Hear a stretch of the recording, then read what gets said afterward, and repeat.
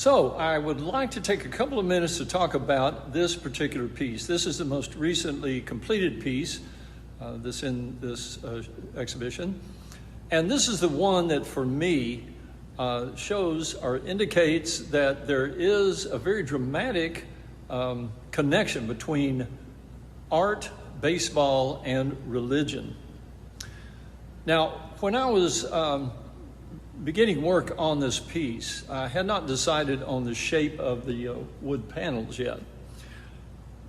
But I did come to the conclusion that it was time for me to do a piece about the pandemic and to address this incredible situation that we have found ourselves in, the whole world, dealing with this different reality.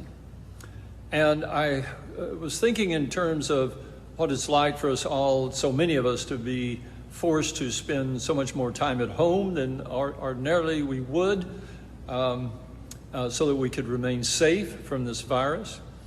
And so the phrase "safe at home" occurred to me, and then suddenly, as soon as that thought came to my mind, I connected with baseball, because that is a very familiar phrase for baseball fans, right? Safe at home means that a player has circled the bases and arrived home and succeeded in doing a very important thing if your team is going to win, right?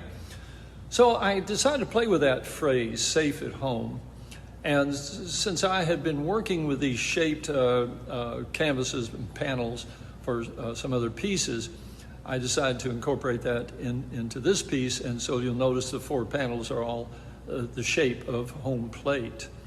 And I have done some other pieces that include this faux furniture that I create that has these skins of yardsticks. And so I included that with the piece. So the entire piece is called "Safe at Home." Now, I've been asked why yardsticks by people. It's a good question, obvious one. And the reason is that I realized that this body of work, for me, has so much to do with the idea of trying to capture a sense of growth and transformation in a physical, organic way. These forms are meant to not depict in a realistic way always body parts or organs or bones or what have you, but rather to express that sense of growth and change and transformation that's happening, sort of captured in a moment.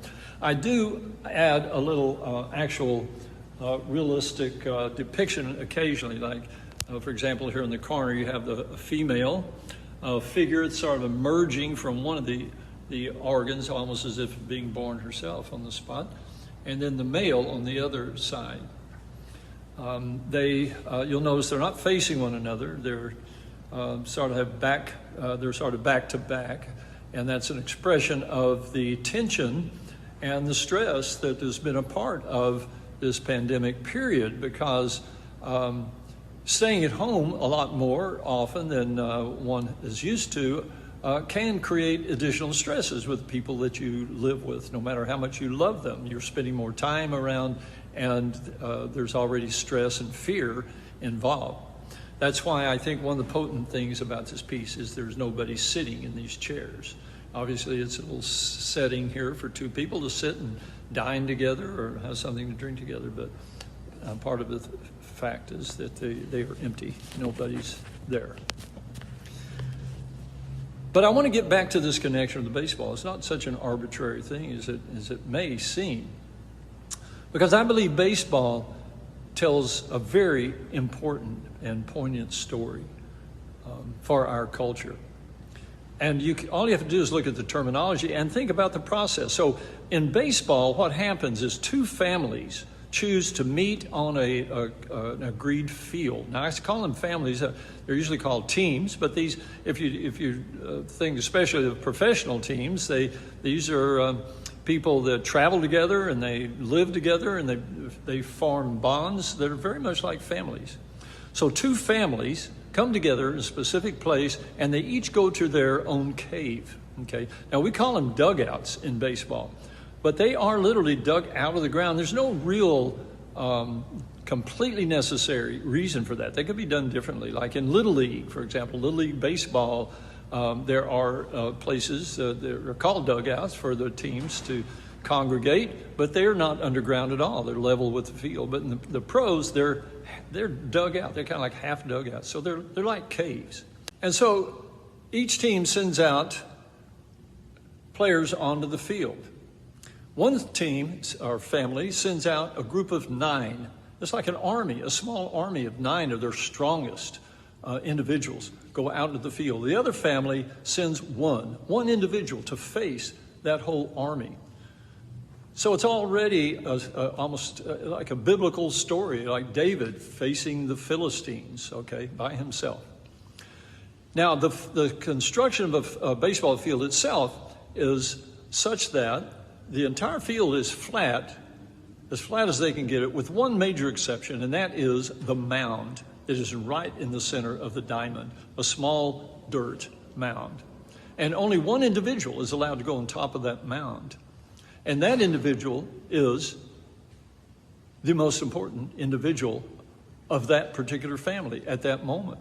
The game does not begin until he or she takes action, throwing the first pitch.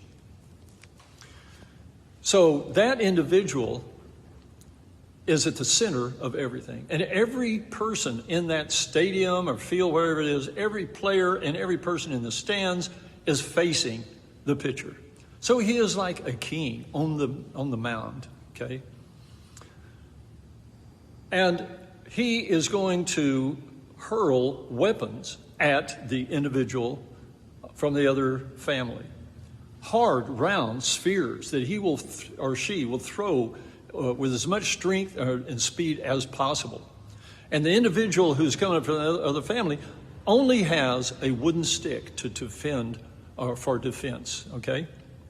So what is the goal? Well, the goal is for that individual to leave home.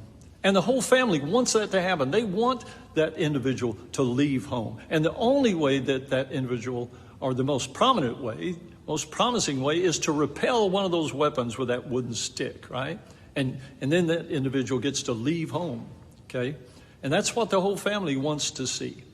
Just like parents want to see their kids leave home eventually. But you don't want your family member to leave home until they can prove they have the strength and the prowess to survive, okay? And so that individual that you send up to home plate, that very specifically located icon on the field, the plate that shows that this is home. That individual has to sufficiently defend himself or herself with that wooden stick in such a way that they can get to leave home and, if successfully done, arrive at the first stage of their explorations of life away from home. And that first stage of life is called first base, right? Then the goal becomes to go farther from home, okay? And to gain the second level, the second stage of life's explorations. And that's called second base. And if that individual reaches second base, they have reached the farthest distance that they can get from home. So they have reached the pinnacle of their life exploration. And now the goal changes. It becomes to get closer to home. It's time to start thinking about getting back home, okay? But you can't go directly from second base to home. You don't go right from the second stage back to home. You have to achieve the third stage. It's a little closer to home, but you have to go there first. And so that's the third level, and that's called third base. And then the eventual goal becomes, of course, to return home as surely as the prodigal son. Come home and your family will rejoice in your accomplishment and they'll bring you back into the fold. You can come back into the cave. Everybody's going to congratulate you and your accomplishment is going to be marked for the world to see in a way that emphasizes the energy that you put forth to accomplish this, and it's called a run. And they put it up on a big board for the whole world to see. So that's the story of baseball, all right? Is being able to face the aggression of the world, even by yourself, even though your family is supporting you, knowing they can't really do much to help you. You have to do it yourself. You have to have the prowess and the courage, okay, to prove that you can survive out there in the world so that you can leave home and explore, and then when the time is right, to come back and be safe at home. And that's my wish for all of us once this is all done, very much hoping that everybody can end up being safe at home.